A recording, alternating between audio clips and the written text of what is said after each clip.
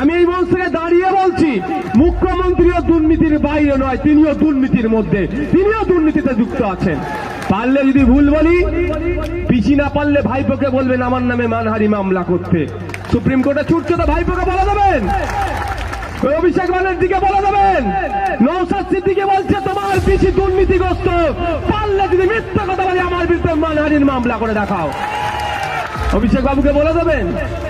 আর অভিষেক বাবুর যে কটা চালানার চালা ঘুরছে তাদের উদ্দেশ্য বলি, সময় থাকতে শুধরে যান, আইনের মাধ্যমে 5 টাকার টেনে এমন খোঁচা দেব, থানার বাড়ি করাবার নাহলে জেলের ভাত খাওয়াবো।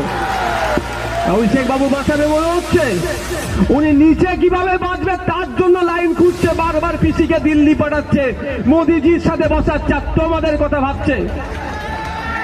উনি বাঁচার জন্য মোদিজির কাছে পাঠাচ্ছেন, আর ইনি ভাবছেন পাড়ার চালানার নেতাগুলো কি ভাবছে বলুন তো, দাদা বাঁচিয়ে নেবে। আরে দায়েরা তো পাড়ার চালানার নেতা। অনুব্রত মন্ডল বীরভূমের বাঘ বলতো তৃণমূল, আজকে বাঘ কোথায় গেছে? হ্যাঁ, কোথায়? তিহার জেলে গেছে। তারও থেকে যদি কোনো ভয়ঙ্কর জেল থাকে, তৃণমূলের আগামী দিনে বেশ কিছু নেতা ওই জেলেকেই রাখা হবে। হবে তো নাকি মায়েরা? 500 টাকা দিয়ে ভুলিয়ে দিয়েছে বলে, মায়েরা 500 টাকা দিয়ে ভুলিয়ে দিলে হবে নাকি? আবার নতুন একটা খেলা বার করেছে, 1000 টাকা করে দিচ্ছে অভিষেক বাবু। ওই 9 বছর পরে ওনার মনে পড়লো, 9.5 বছর পরে মনে পড়েছে। ওই 9.5 বছর পরে আইএসএফ এমন খেলা দিয়েছে, এখন মনে পড়ছে। এটা যদি সরকারের পক্ষ থেকে অভিষেক বাবু দিতে ব্যবস্থা করতো, আমি সিরিয়াস বলছি, এ জায়গায় দাঁড়িয়ে অভিষেক বাবুকে আমি ধন্যবাদ জানাতাম। যদি এটা সরকারের পক্ষ থেকে দেওয়া হতো, সরকারের পক্ষ থেকে দেওয়া হলে কি লাভ হতো? এটা কন্টিনিউ চলতো, এটা বন্ধ হতো না। এটা অভিষেক বাবু নিজের কাছ থেকে দিচ্ছেন, বা কিভাবে দিচ্ছেন পরে জানা যাবে, আরটিআই করলেই পাওয়া যাবে। সময় আমরা আরটিআই করব। তো কথা হচ্ছে, ছাড়ার কোনো জায়গা নেই। বালি চুরির টাকা কি কয়লা চুরির টাকা কি আমাদের বাড়ির ছেলেদের মেধা বিক্রির টাকা, সেটা দেখতে হবে না আমাদেরকে। ভোটের জন্য তড়িঘড়ি দিচ্ছে, ভোট মিটলো আর না মিটলো দেখার দরকার নেই, উনি জিতলেন কি হারলেন দেখার দরকার নেই, ভাব ভুলে যাবেন। আপনাদের বলবো, যা দিচ্ছে কিন্তু ছাড়া যাবে না, ছাড়া যাবে না। ও আপনার টাকা আপনাকে ফিরিয়ে দিচ্ছে, তো মাথায় রাখবেন, কিছুই ছাড়া যাবে না।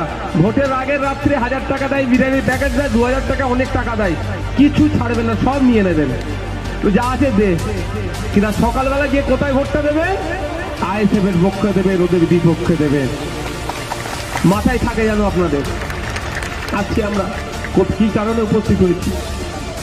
দুর্নীতি অপশাসন যেটা চলছে, যেখানেই তৃণমূল কংগ্রেস সেখানেই দুর্নীতিকে দেখতে পাচ্ছি, আর যেখানেই দুর্নীতি সেখানেই তৃণমূল কংগ্রেসের উপস্থিতি দেখতে পাচ্ছি। আর পিসি ভাইপোতে কেউ কোনো অংশে বাদ যাচ্ছে না, রেসারেসি করছে দুজনের মধ্যে, কে বড় আগে যেতে পারে আগে দেখ আমার না। আচ্ছা, জেল খাটতে প্রস্তুত কারা? একটু হাত তুলে দেখান তো।